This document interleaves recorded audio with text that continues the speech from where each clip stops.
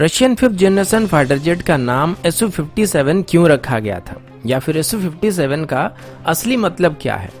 ADA की तरफ से एमका की नेवल वेरिएंट को डेवलप करने के लिए क्यों मना किया गया था और वो एमका के बदले twin engine deck based fighter को क्यों पेश कर रहे हैं? चीफ ऑफ डिफेंस स्टाफ के स्टेटमेंट के मुताबिक अगर MMRCA टेंडर को कैंसिल कर दिया जाता है तो इंडियन एयरफोर्स एडिशनल तेजस MK-1 खरीदने वाला है या फिर मीडियम वेट फाइटर खरीदने वाला है।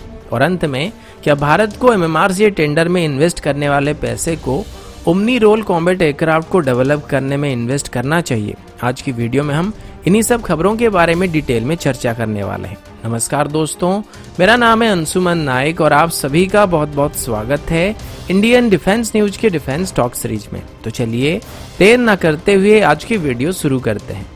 आज की पहली अपडेट रशियन Su-57 को लेके है। स्पुतनिक में पब्लिश हुई एक रिपोर्ट के मुताबिक रशिया अभी Su-57 को अनपायलट मोड में टेस्ट कर रहा है। रिसेंटली T-50 फ्लाइंग लैब की तरफ से Su-57 को अनपायलट मोड में टेस्ट किया गया था। हालांकि फ्लाइट के दौरान इसमें एक पायलट मौजूद था, लेकिन वो सिर्फ इसकी ऑपरेशन सिस्टम को ही कंट्रोल कर रहा था। अभी तक Su-57 के कुल 13 यूनिट बनाए जा चुके हैं, लेकिन अभी रशिया इसकी 76 यूनिट को अपने फोर्सेस में शामिल करने वाला है।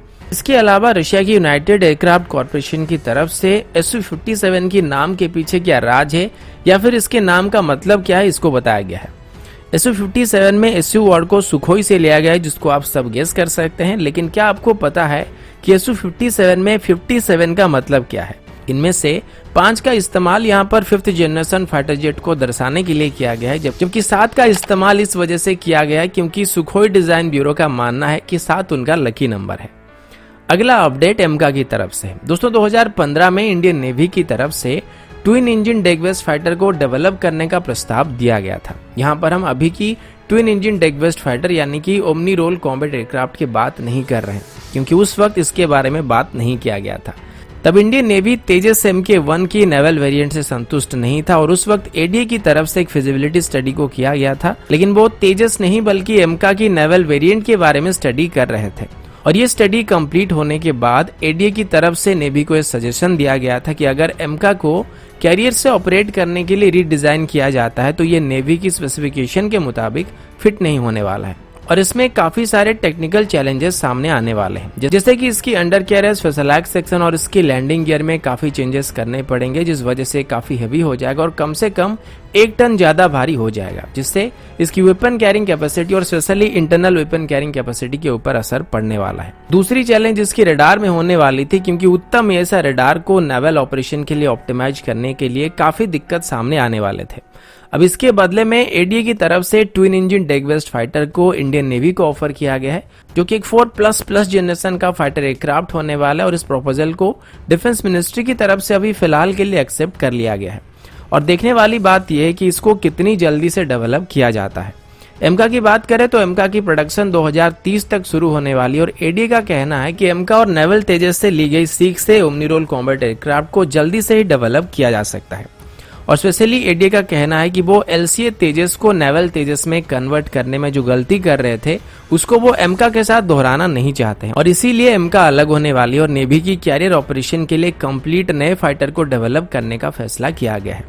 अगला अपडेट तेजस की एडिशनल ऑर्डर को लेके। 1 या 2 दिन पहले अपडेट आया था कि अगर MMRCA टेंडर कैंसिल कर दिया जाता है तो इसके बदले इंडियन एयरफोर्स एडिशनल 83 तेजस को ऑर्डर कर सकता है।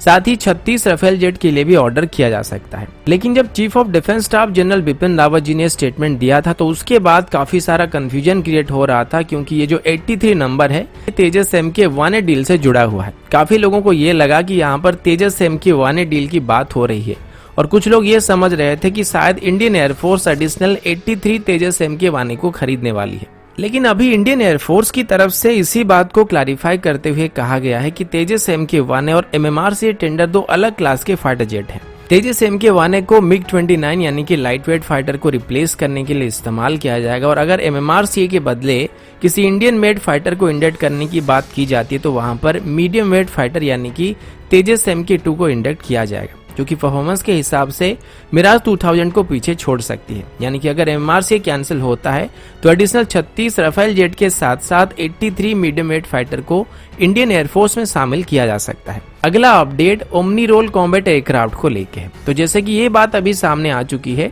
कि अगर MMRCA टेंडर कैंसिल किया जाता है तो उसके बदले इंडियन मेड फाइटर जेट को इंडियन एयरफोर्स में शामिल किया जा सकता है। और इंडियन एयरफोर्स के मुताबिक अगर ऐसा हुआ तो वो तेजस MK-1A के बदले मीडियम वेट फाइटर को प्रीफर करने वाले हैं। लेकिन अभी इसी बात को लेके जो डिफेंस कम्युनिटी है उसमें काफी सारा चर्चा किया जा रहा है और काफी सारे लोगों का ये मानना है कि अगर MMRCA टेंडर को कैंसिल किया जाता है तो उसके बदले मीडियम वेट फाइटर नहीं बल्कि ओमनी रोल कॉम्बैट एयरक्राफ्ट यानी कि ट्विन इंजन डेगवेस्ट फाइटर को सिलेक्ट करना चाहिए। और जो फंड MMRCA टेंडर में इन्वेस्ट होने वाला था उसी को ओमनी रोल कॉम्बैट एयरक्राफ्ट को डेवलप करने के लिए खर्चा करना चाहिए। जब ये अपडेट आया था तो तब मैंने आप सभी को इसके बारे में बता दिया था और मेरा मानना ये था कि मीडियम वेट फाइटर और ओमनी रोल कॉम्बैट एयरक्राफ्ट ये दोनों कभी भी एक साथ इंडियन एयरफोर्स में अपनी जगह नहीं बना पाएंगे। और अगर हम मीडियम वेट फाइटर के साथ जाएंगे तो हमें पूरी तरीके से ओमनी रोल कॉम्बैट एयरक्राफ्ट को भूल जाना चाहिए, या फिर अगर हम ओमनी रोल कॉम्बैट एयरक्राफ्ट के साथ जाते हैं तो हमको मीडियम वेट फाइटर को भूल जाना चाहिए। अब बात करते हैं कि ओमनी रोल कॉम्बैट एयरक्राफ्ट को पेपर से फ्लाइंग कंडीशन में आने के लिए कितना वक्त लग सकता है।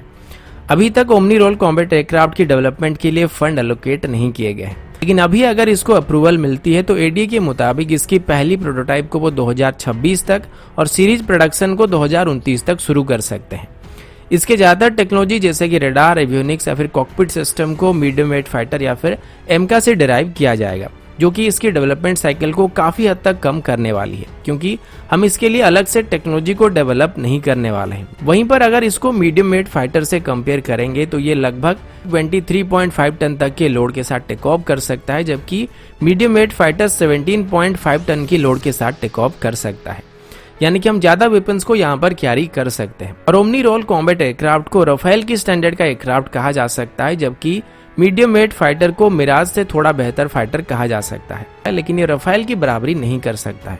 अब अगर हम सच में ओमनी रोल कॉम्बैट एयरक्राफ्ट को डेवलप करना चाहते हैं तो इसमें ज्यादा से ज्यादा प्राइवेट कंपनीज को शामिल करना पड़ेगा, यानी कि एमएसएमई कंपनीज को भी इसमें मौका देना पड़ेगा, जिससे उनको भी फायदा होगा, क्योंकि लॉकडाउन की वजह से वो काफी बुरे दौर से गुजर रहे हैं और हम जल्दी से जल्दी ओमनी रोल कॉम्बैट एयरक्राफ्ट को भी डेवलप कर पाएंगे। लेकिन एक बात यहाँ पर बताया जा रहा है कि अगर MMRCA टेंडर में जितना पैसा इन्वेस्ट होने वाला था उतना अमाउंट अगर इसमें इन्वेस्ट किया जाता है तो हम ओमनी रोल कॉम्बैट एयरक्राफ्ट को डेवलप कर पाएंगे। तो ये बात यहाँ पर गलत है, क्योंकि MMRCA टेंडर में जो भी जेट पार्टिसिपेट कर रहे हैं वो पहले से ही डेवलप हो चुके हैं और हम सिर्फ उनकी यूनिट कॉस्ट को ही पे कर रहे हैं। लेकिन यहाँ पर हमें कम्प्लीटली नए जेट को डेवलप करने वाले और उसके बाद उसकी यूनिट कॉस्ट को भी पे करने वाले हैं।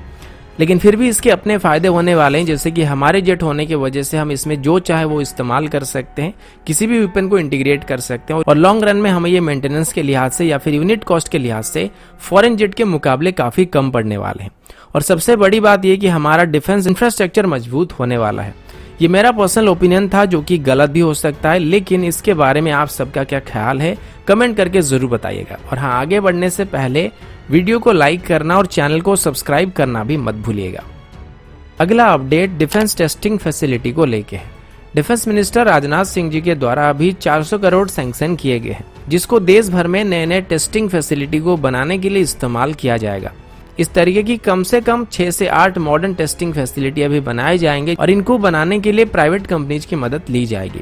इस प्रोजेक्ट का नाम डिफेंस टेस्टिंग इंफ्रास्ट्रक्चर स्कीम रखा गया है और इसको आने वाले 5 सालों में कंप्लीट किया जाएगा। जो मेजॉरिटी टेस्ट फैसिलिटी सेटअप होने वाली है उसको यूपी या फिर तमिलनाडु में सेटअप किया जाएगा और इस स्कीम के अंदर हमारी डोमेस्टिक डिफेंस और एरोस्पेस सेक्टर में बढ़ावा देने का फैसला किया गया है। तो दोस्तों, अभी के लिए इतना ही। मिलता हूँ आपसे अगले वीडियो में, तब तक के लिए जय हिंद, वंदे मातरम।